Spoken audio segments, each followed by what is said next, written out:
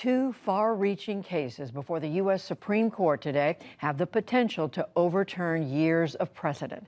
The question for the justices, whether colleges should be allowed to take race into account when deciding which students to admit.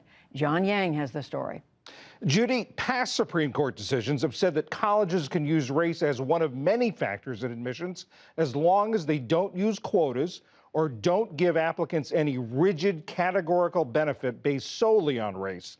The plaintiffs in today's cases are asking the justices to rule that any consideration of race is unconstitutional. Today's oral arguments were a marathon lasting nearly 5 hours. And in the courtroom for all of it, Marcia Coyle, chief Washington correspondent for the National Law Journal. Marcia, congratulations on surviving that. It was tough, John, very tough. The conservative justices seem very skeptical on a number of points. Number one, what diversity means, how long affirmative action would have to be in place. Let's listen to Chief Justice John Roberts on that point.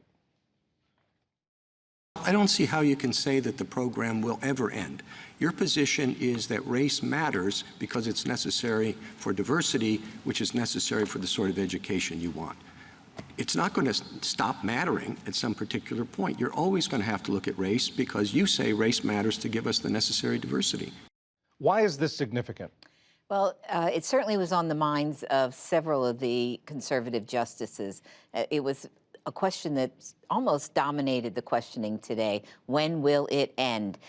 In 2003, in the Supreme Court decision upholding the use of race in the admissions policies of the University of Michigan Law School, Justice O'Connor, who wrote the majority opinion, said that she expected that in 25 years, affirmative action in higher education would no longer be needed. So that would make 2028 the deadline. And that's what's very much on the justices' minds. Is that a fixed deadline, or, as some of the advocates supporting the and representing the universities claim, it was more aspirational? So we heard, when will it end, and how will we measure it if you say it ends or hasn't ended? How can, how do you put it into words? And the lawyer for the United States said they really can't reduce it to a number, that it's going to depend on the benefits that have been achieved by racial diversity in the student body. And the conservative justices kept asking for numbers. Yes, they did. They kept asking for a number, and even Justice Clarence Thomas, as you pointed out, was saying, I keep hearing about diversity. Well, I don't have a clue what diversity means. And, he pressed as well for, what are the educational benefits exactly, specifically, of diversity? So they gave them a real run for their money, those who were defending the affirmative action admissions policies. And the liberal justices, on the other hand, seem to be trying to make the point that race was not the only factor being considered, but one of many. This is Justice Ketanji Brown Jackson. You keep saying we object to the use of race standing alone. But as I read the record and understand their process, it's never standing alone. That it's in the context of all of the other factors. There are 40 factors about all sorts of things that the admissions office is looking at, and you haven't demonstrated or shown one situation in which all they look at is race. And the liberal justices also made the point that the effects of affirmative action go beyond the campus. This was very much on the minds of some of those justices, like Justice Elena Kagan. She pointed out that there's been experience in other universities where, when they stopped considering race, there was a precipitous drop in underrepresented minorities on campus. And that then had almost a domino effect, because you have the military wanting to recruit often from ROTCs on campus. And they have written and said that they want to build a diverse officer corps, as the rank and file tend to be diverse. And she also pointed out that it could affect every area: corporate America, law, medical, science, that all of these industries and institutions depend on a diverse pipeline so that they can be diverse as well. And there was also a lot of discussion or debate, actually, over the meaning of Brown versus Board of Education, the 1954 landmark ruling that ended desegregated public schools. It's hard to believe we're still talking about that in this day and age.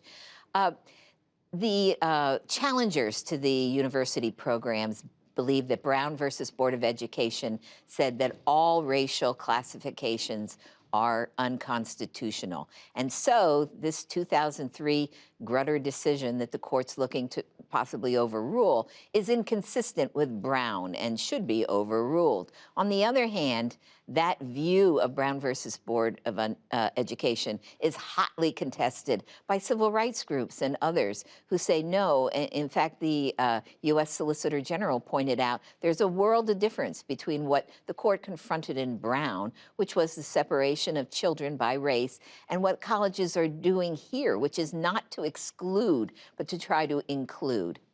And there was also some discussion, the court now, this conservative majority, with their approach on originalism, how constitutional rights fit into the history and traditions in America, and how this fits in this case. This is also an ongoing debate on the court, and Justice Kagan raised it. She asked, well, what would an originalist think about what the colleges are doing here in terms of the 14th Amendment? And there is the view, and I think Justice Kagan and Justice Jackson and some of the others on the left side of the court believe that what is being done here is consistent with the history, the post-ratification of the 14th Amendment, which did have race-conscious legislation and activities. Marcia Coyle, thank you very much. Pleasure, John. And we thank you, John. And in California, we should say colleges have been prohibited from considering race in admissions since 1996. But as John reported for us recently, the University of California has worked to create a diverse student body despite the ban. You may watch that story online at pbs.org/newshour.